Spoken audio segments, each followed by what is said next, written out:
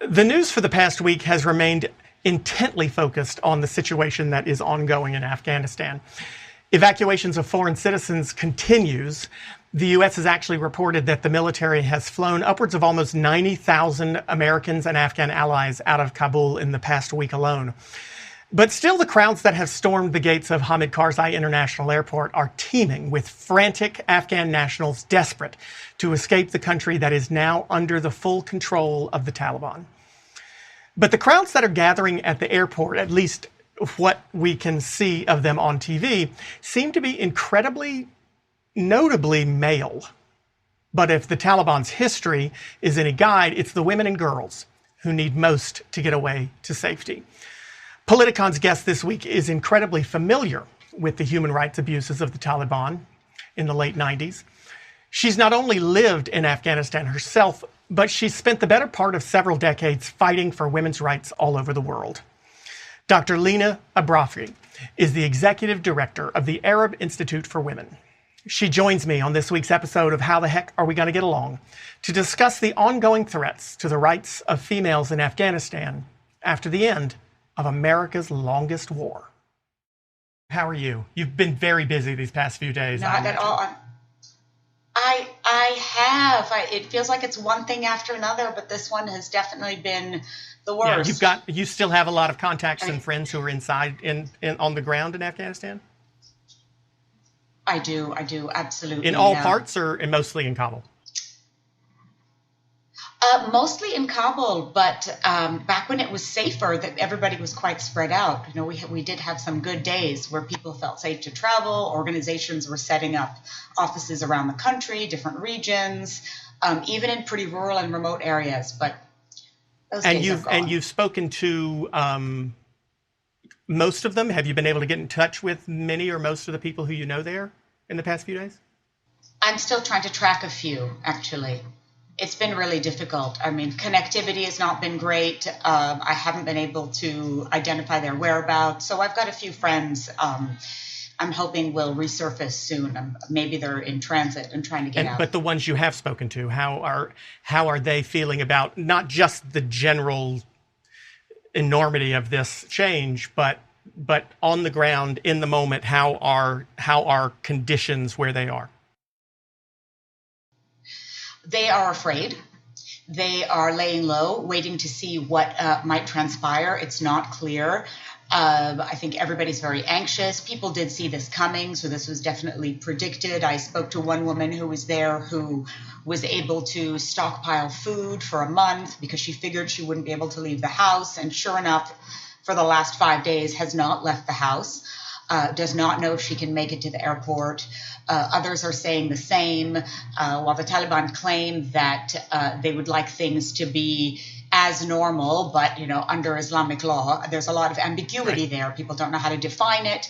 They're extremely concerned, and they just don't know. Until there's some official edicts that are issued, everybody is living in fear and in limbo. I mean, obviously, if we look back to 1996 to 2001, there is a hell of a lot of reason for people to be concerned. You know a lot more about what went on in Afghanistan in the Taliban's first regime. What was it like for these friends of yours who lived there at the time, and what types of things did they have to deal with between 96 and 01? It was terrifying for them. The lives that they knew before 1996 ground to an abrupt halt. They had to be covered at all times, mandatory wearing of the burqa. They had to stop school, work, all aspects of public life, certainly no political presence, no women in leadership or decision making. Women in economic life was very restricted. A lot of women developed, certainly female-headed households plunged into poverty.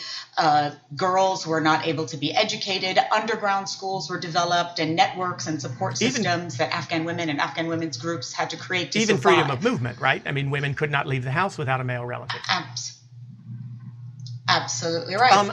So it was very difficult to do so. But at the same time, Afghan women are so resilient, in part because they have to be constantly throughout history. And so they were able in 1996 to alert us, the rest of the world, to what was happening, to show us the egregious abuses of the Taliban by smuggling cameras under burqas and exposing that to the world. So it's really thanks to Afghan women and using the burqa as a kind of subversive tool that we were able to really get a sense of what was happening. The first video footage that we saw of amputations and killings in the stadium, for instance, those came from women. So when President Biden spoke on Monday, I think it's sort of interesting to me as a political observer. It's so rare to see Republicans and Democrats even come in this day and age within 10 miles of each other when it comes to any issue, right? But President Biden's speech had a lot of similarities to some of the things that President Trump was saying during his administration, and that a lot of Republicans have said, or at least a lot of middle American Republicans have said over the last several years, which has been, we should not be there. We don't have a role there. We should not be fighting a war that Afghans would not fight for themselves. Do you think it was fair? I mean, we know that the Taliban took over Afghanistan, province by province, city by city, very quickly in the month of June, right? I mean, in June and July, they really just, within 3 weeks, sort of went from having control over nothing to control over pretty much everything by now. It seems hard to believe that an Afghan army that has 300,000 strong service members in it that have presumably been trained by the U.S. government, certainly been funded by the U.S. government, could possibly lose that much ground that quickly if they had actually tried.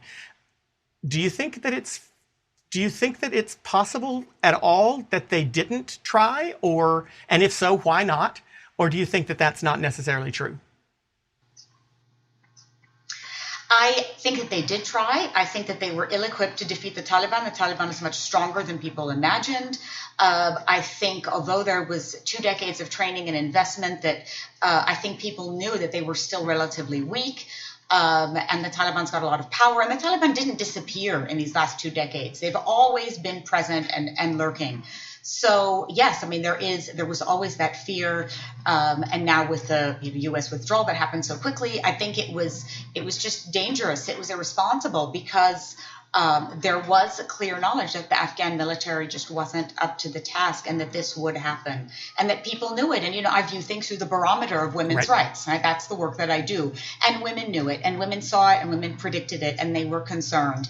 Even though these last 2 decades they've come out of the house, they've at our encouragement, with the international community in full support to say, come out, assume positions of politics and power and public life, and be present and don't be afraid. And those are dangerous promises to make if we're not able to uphold them. I mean, I don't disagree with that. I think there would be, and I think we've spoken to people who would agree with everything you said, but at the same time talk about the mismanagement of the government of Afghanistan over the past, especially 7 years, especially under the most recent, we'll say past president, Ashraf Ghani. A lot of economic turmoil, a lot of, especially outside the cities in rural areas where the government just could not control certain things and was corrupt. And some people would argue that the current government, the current Afghan government, was not doing its job either. Would you agree with that? Again, I view all of this through the lens of women and women's rights. That's my work. But I would say absolutely that there was corruption, there was mismanagement, there was interference from other countries. There was also on the part of the U.S. a lot of misdirected resources. So I think there are a lot of ways to point fingers, and I think that's the game that everyone is going to play right now. But there are people's lives at stake. And I think right now the humanitarian response is absolutely the most important thing we can do. And we can spend years dissecting who is at fault and what went wrong. But things were handled in a way that was absolutely irresponsible. This kind of drawdown of troops happened so quickly, regardless of the state of the country and the promises that were made and were not kept, and the foundation that just was not solid.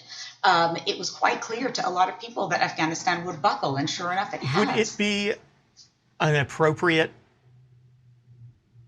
use of resources were we to determine that the only way, I mean, obviously a lot of people, most of us don't really know. You even said at the beginning of when we started to talk, we're still hearing these very ambiguous promises from the Taliban now about how women will be allowed to be educated, be allowed to work, be allowed to be a part of the government under Islamic within law. Our Islamic belief system.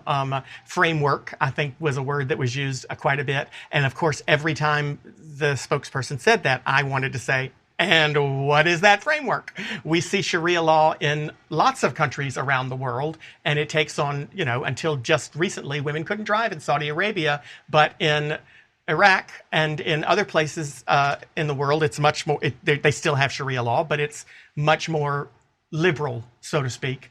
So we still don't know what the Taliban is going to do.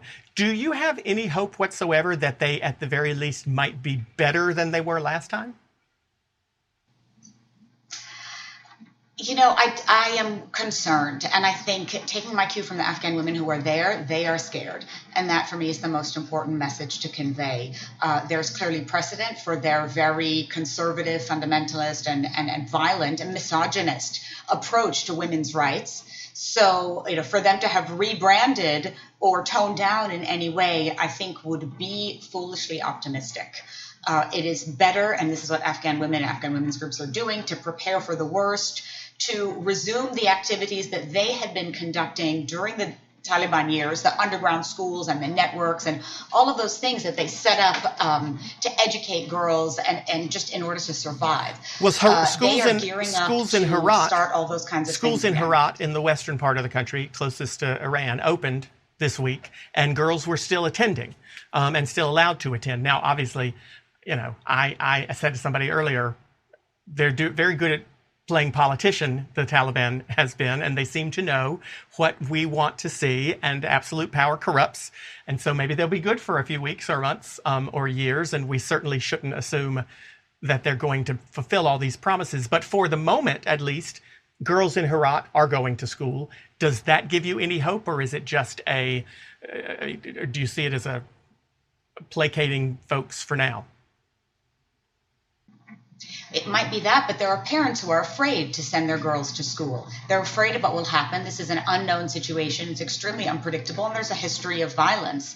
And to have a daughter, I mean, I personally would not send any daughter that I might have to school at this moment. I would rather that we wait and see, because there is a fear of violence that is grounded in the history of abuse that the Taliban has inflicted on women and girls. So even that fear of violence, I would argue, is a form of violence. And that is going to keep girls out of school and women out of work and people and women and girls off the streets just about everywhere. I went to, listeners know, I was lucky enough to go to Afghanistan in 2007 with UNICEF. And I have been looking all week at photos from that trip and kind of having my heart broken just a bit, because, one of the most powerful visuals for me was, schools that were bursting open because they had previously been built just for boys. And now they had girls who were attending, walking 11 miles a day to get to school. And one school in particular that, of course, the girls and the boys are split up into separate classes because there is that is a part of Islam. But there was one particular school that was set up for young girls to learn to read, and all of their mothers, had come with them because the mothers had not been allowed to learn to read yet either. And, of course, watching that, it very much breaks my heart to think that these young girls in the photos I have are now, old enough and older, they know how to read, but the young girls in those areas might not be able to have access to that. What though can we do now? Besides, because I never like to be a defeatist. I refuse to admit defeat on anything. I'm still contesting idol. But if you're sitting here in America and you're seeing these things happen, and at the same time recognizing that it sounds like President Biden is done, right? He seems to not have any interest in backtracking on his opinion, and not for going back into Afghanistan. It seems, if after 20 years the United States was not able to push the Taliban out, one would question whether or not they'd be able to completely eliminate the Taliban even if they did go back. What can we do? Just tell me that. Like, what in your work as an advocate for women's rights and girls' rights, what are you trying to do in Afghanistan now? Well, I started working on Afghanistan out of Washington, D.C. in 1996. I moved there in 2002. I stayed until 2006. I did my doctoral research on the country. I wrote a book on it, and I published that book in 2009. And I never looked away from Afghanistan, even as I went on to 20 other countries for humanitarian work. Afghanistan is one of those places that is quite particular. First of all, it really has a hold on you. For me, it's a very special place, but the women are extraordinarily strong. And I was always in awe of how articulate they were, how much agency they had, how clear they were about their rights and their needs and their demands. When I moved in 2002, and I'm not Afghan, they sat me down and said, listen here, you want to help us? Here's what you're going to do. And I loved that. And that set the tone for me for my entire engagement with the country, because I took my cue from them. And that is what we need to do again. Because what they are saying is we need to support the local Afghan women's groups who were doing the work before we ever got there, before most of us ever heard of Afghanistan. These are the ones that are going to be doing the work long after everybody's gone, the Americans, the international community, whoever. They're the ones who are on the ground, underground, doing the really, really hard work to sustain things. And I think those are the ones that need the most What are the support. types of things that they are doing? Support for them has dwindled. Well, it is the underground school network that is going to be reestablished, the ones that were active prior to 2001, so during the Taliban years. How to make sure that girls were still educated. And you have said yourself, it's a very high population of illiterate women and girls. And that was starting to change. Up until a few weeks ago, 40% of girls were in school. That could change. So what are we going to do about that? Why We're just lose 40? A generation once Why again. just 40? Are there people who live in Afghanistan who still, even without the government telling them that girls can't go, are there still 60% of Afghans who don't believe girls should be educated? It's a very rural population, so there's a lot of diversity, there's a lot of issues of access, and these things take a long time. You cannot just instantly expect that you open a school and everybody's going to come flooding the gates. This takes a lot of time, and it is, girls are being educated at an elementary level, at higher levels, universities opened up in Kabul, but what happens in Kabul and the major cities is not necessarily the same thing that happens in rural areas, and that is true for the U.S. as well. I mean, we're a very diverse country with extreme differences in our perspectives on women's rights in capital cities and in rural areas. So it's understandable in a place like Afghanistan as well, there are a lot of rural, hard-to-reach areas, and it would have taken a long time. Is that the primary reason that these 60% of girls are not going? Or is there I recognize that obviously the Taliban enacted in its first regime a ridiculously absurdly strict version of interpretation of Sharia law, and that even fellow Muslims would disagree, Sunni Muslims would say is far too strict. And we see that in other countries around the Middle East and in Southeast Asia and parts of Central Europe. But even without the Taliban's incredibly conservative interpretation of Sharia, Afghanistan is still a conservative country. Islam is still a conservative, has a lot of conservative adherents, especially in Central and Western Asia. Are there issues culturally that are keeping women oppressed just as much as the Taliban? I mean, if the Taliban had not taken Kabul this past weekend, the past 20 years, you're saying that only 40% of girls were attending school. That means that there's a problem beyond simply the Taliban. Is that right?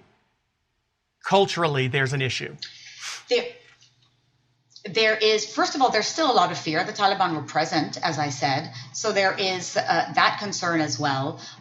There's accessibility. There is distance to and from school. There's the economic cost. There is religion at play for sure, cultural issues, conservative values. So it's a broad range of issues. There are a lot of disconnects. And God, the last thing I'm going to do is defend the Taliban ever. but I guess I'm saying these issues of women's rights are present in Afghanistan, Taliban or not. They're present in other parts of Central Asia and West Asia, Taliban or not. Is that not right? I mean, even in South Asia, in India and Pakistan, you see some of these same restrictions on women's rights. I mean, you've worked in countries beyond Afghanistan, correct? So this isn't just this is not simply an Afghanistan problem. It's not simply a Taliban problem, correct? Correct. Well, the Taliban themselves were born in Pakistan, so there's also a lot of conservative values there. You mentioned Saudi Arabia, another country. There are many, many where there are obstacles to women's rights. In fact, there is no country in the world that has achieved full equality for women. I mean, we're still fighting for rights to bodily autonomy and integrity here in the U.S. So you can imagine this is not a quick fix. And there is a lot of resistance to it. And so much of this plays out on women's bodies and women's lives. So Afghanistan, unfortunately, has greater challenges, but this is not unusual. And it happens, and I've seen it everywhere. And especially in times of conflict and insecurity, all of those pre-existing vulnerabilities that women and girls have, those inequalities are magnified, are amplified, are made so much worse. So we see less girls in school, less women in office, in the market, on the streets, in public place, in the workplace. We see increased forms of violence against women. All of those things happen, unfortunately, everywhere. And we see it play out time and again. I mean, today is World Humanitarian Day. So this conversation is very present because we are talking about what happens to women and girls in humanitarian settings. And it's precisely that. So why do we not send the same amount of resource that we sent over the past 20 years from the U.S. to Afghanistan? We all recognized going in, yes, we wanted to fight terror. Yes, we wanted to find Osama bin Laden and find the people who attacked us on September 11th and rid ourselves of the Taliban. But the images that resonated with Americans in 2001 and 2 and 3, et cetera, for why the Taliban was so awful and horrible. What Americans remember about the Taliban is less, oh, well, they protected terrorists, and more, they made women wear burqas. You know, we're a visual society. We think of these things. What people in America remember is the Taliban used to kill women if their husband cheated on them. The Taliban used to stone them for this, that, or the other. The Taliban did not let them leave the house. We think about the fact that girls weren't allowed. And a lot of the fury from Americans over the past few days, since this past week, since the Taliban came back into Kabul, has been over the rights of women and girls to not be educated, the human rights that they will lose. Granted, a lot of Americans didn't pay too much attention to Afghanistan for the past 20 years and simply wanted to get out of it. But now we're seeing this, groundswell for the last week or so of support for how awful the Taliban treats women and girls. Why don't we have that same sort of anger? And why don't we send that same amount of resource from the U.S. to Sudan or to Central African Republic or to the Sahel or to any of these other countries where they are, mutilating girls as part of their cultural norms? I mean, why are we so damn upset about the women and girls in Afghanistan, but we don't seem to give a shit about the women and girls in dozens of other countries where they are not, where they're not treated fairly?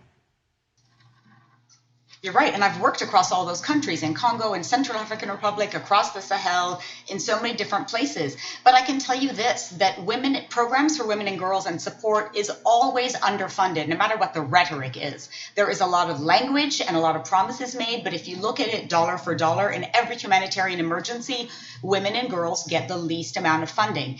And if we were more angry, or if we were having more conversations about Afghanistan, it was a post 9/11 anger and it was directed against a terrorist right, because we regime. didn't necessarily care about the women between 1996 and 2001. We didn't care about it then. Correct. But what? Correct. Why is it not paid attention to? You talk about Congo, you talk about you could list the number of countries in parts of Africa, not all parts, but sections of Africa that are just as brutal, if not more so in some places, to women and girls.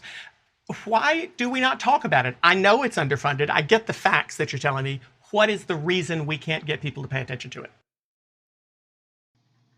I think people are concerned that it's just too hard, or not their problem, or they don't want to tread on other cultural ground, or they don't know how to handle it. I think these things are just so complex and require long-term investment and commitment and resources and people and understanding. We spent 20 years in Afghanistan for it. Why? Absolutely. That, you're asking a question I ask myself all the time, having done this work for over 2 decades and trying to make miracles out of scraps. I ask myself constantly why people don't care enough, where the money is, where are the resources, where's the attention. It is hardly ever there. It does not even come close to scratching the surface when it comes to the needs of women and girls. And I think people just shrug their shoulders and say, okay, well, that happens over there, but that doesn't happen here. And part of what excuses people, I think, is the idea that, well, that's Afghanistan, or, that's Iraq, or that's Congo, or that's Central African Republic, and they other that kind of violence, without noticing that that's happening right here, right now, everywhere. When we talk about violence against women, the statistic is staggering. It is 1 in 3 women and girls worldwide.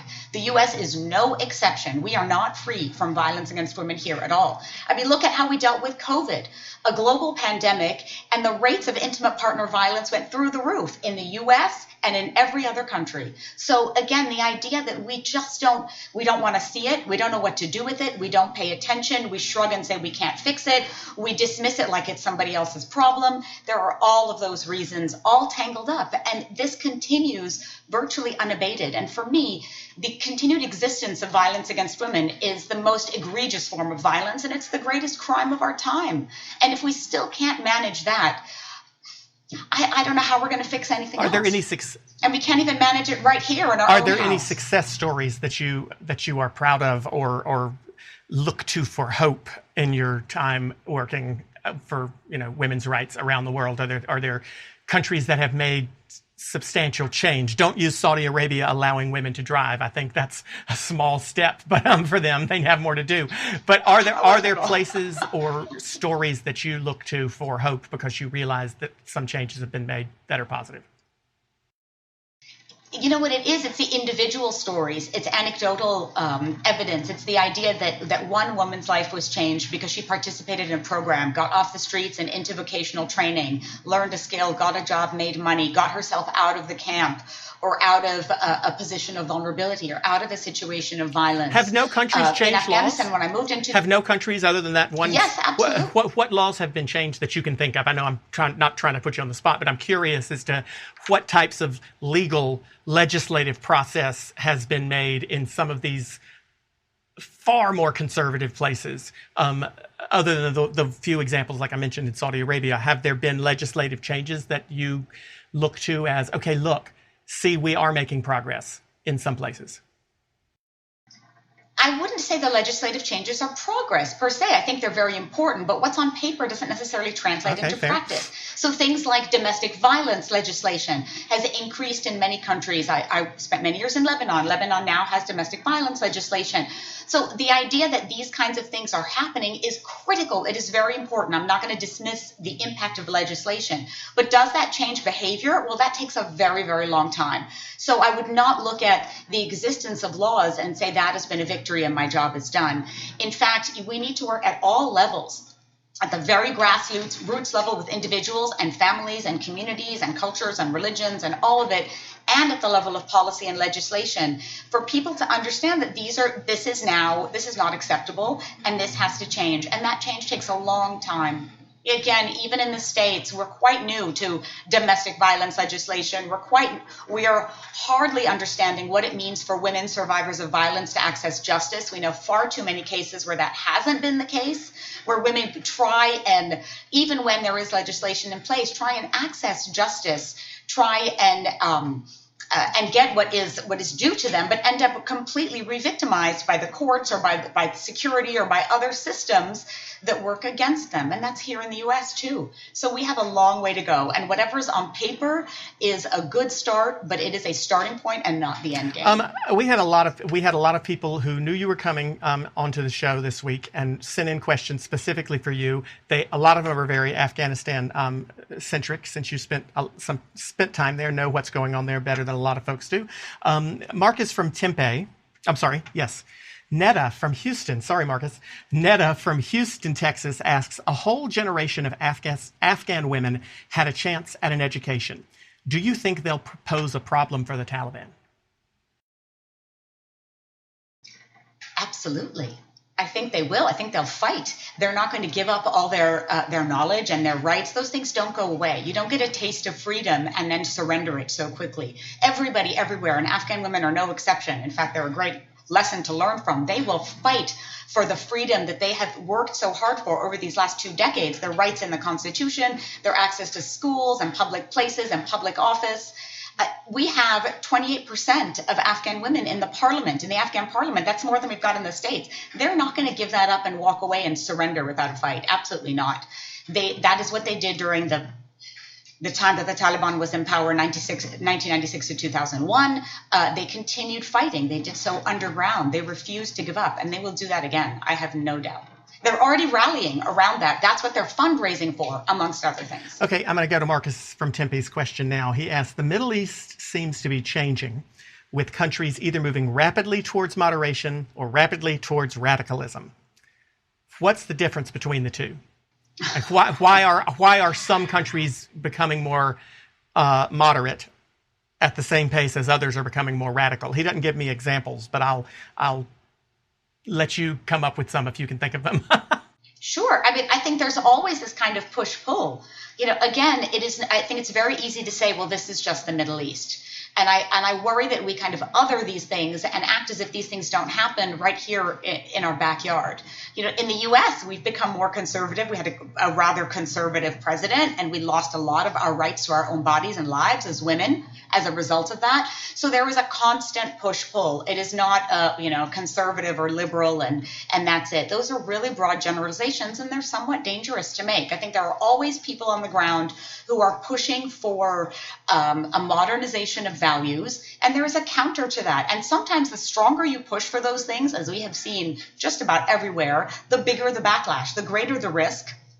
Conservative elements do not stay quiet. We have it here. I worry constantly as an American woman about my reproductive rights that are treated like a light switch on and off depending on which man is in power. And countries in the Middle East, in South Asia, African countries are no different. Women's rights are constantly played with like a light switch. That is very dangerous. We see it all the time. But there are people who are fighting to change that. And that fight is going to take a very long time. We are still fighting for it here. Okay, last from... And you can't take those things for granted. And I find that to be one of the most frustrating aspects of existing in a female body, that you cannot ever take your rights for granted. You have to constantly be vigilant and fight for them all the time. Okay, last one from the listener. Jason from San Francisco wants to know, and this is the most important one, to be honest with you. What can we do to support women and girls in Afghanistan? And I'll add to Jason's question and just say, and in all these other countries. What can folks here do? Tell us about exactly the work you're doing specifically and how it can be supported and we can support it, and just in general what we can do from home. Thank you for that question, actually, because that is my favorite one. I would have ended with that one anyway. But the message is this, that there are women's groups in every country I've ever worked in, and Afghanistan certainly is no exception, on the ground or underground, like I said, and they are fighting and they're advocating and they're pushing for change, and they're the ones who will succeed. They will make it happen. So when they say we need support, resources, supplies, our job is to listen to them, because those are the kinds of movements that are indigenous to whatever country, and they're the ones who will succeed. They know the context the best. They know what the needs are. They're the country's social safety net. They keep things going for women, for girls, for everybody, for their families, for men as well. So the idea that we need to listen to what they need and step up and meet those needs right now is more urgent than ever. And for Afghanistan, Afghan women's groups have been putting out the call far and wide. You know, what I want to say is this. What is different about this Taliban control versus the previous is that we've got the power of social media now that is much stronger than it was before. You can put out tweets or whatever it is and say, here's what we need, here's where you got to send it, here's what you should do, and people will rally around that. So I would say, first of all, listen and learn. Pay attention to what's going on. Listen to the views of Afghan women or the women who are implicated in that reality. They'll tell you exactly what they need. So listening is the first step, really educating yourself on what the context is, why these kinds of things happen, understanding also that any country can be in Afghanistan. This happens everywhere all the time. So be vigilant about our rights, but then provide the support and resources as dictated by those women, because they are going to put it to good use in ways that are extraordinary and powerful and meaningful, and that's where the change is going to happen. That's always been the case. Specifically, what is there a website specifically that we can go to access information about what you are working on and the organizations, maybe some of these women's organizations on the ground that you know are good and we can support? Absolutely. I've been tweeting about this nonstop since for the last 1 week. So there are organizations that are like Afghan Institute for Learning, Women for Women International, the organization that I set up in Afghanistan. Actually, I was the country director of their Afghanistan office. Women for Afghan Women. All of those links are being updated and they're on my Twitter. So if anybody is able to follow me and track me there, I will continue to transmit any of the information I receive, firsthand accounts, needs, and places to direct resources. And we'll put it in our show Absolutely. notes anyway, but tell us what your Twitter is. Tell everybody how they can find you on Twitter. We'll have it on the link for them still, but just tell us. Oh, it's Lina AbiRafeh. LINA ABIRAFEH. Okay. Thank you so much for being here and talking about this and for the work that you're doing right now, because I know this has got to be an incredibly busy and stressful time for you, knowing so many people on the ground there. So we are all have our thoughts and prayers and with everyone who's there and with folks like you who are really getting on the ground and doing the work to keep people safe. So thank you very much for talking to us today. Thank you for shining a spotlight on it and for using your platform for such great causes.